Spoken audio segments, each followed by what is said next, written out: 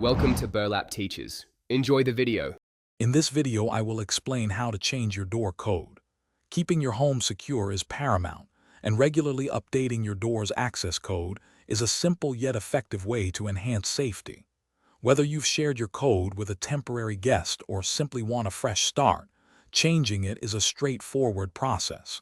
We will walk through the common methods, ensuring you feel confident and capable of managing your home's access. Let's get started. The first step to changing your door code is to access the lock's programming mode. For most electronic locks, this involves locating a small programming button, typically found on the interior side of the lock assembly. Once you press this button, you will usually need to enter your existing master code.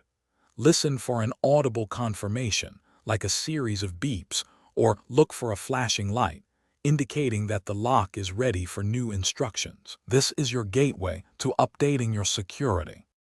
Once in programming mode, you can now set your new access code. Most locks allow codes between 4 and 10 digits. Carefully enter your chosen new code on the keypad. After the initial entry, the lock will prompt you to re-enter the same code for confirmation. This two-step process helps prevent errors and ensures the code is correctly stored. Choose a code that is easy for you to remember but difficult for others to predict, avoiding obvious sequences or personal dates. After setting your new code, it is crucial to test it thoroughly. First, exit programming mode.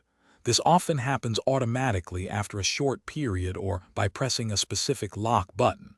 Then, stand outside your door and try the new code multiple times to confirm it successfully unlocks the door.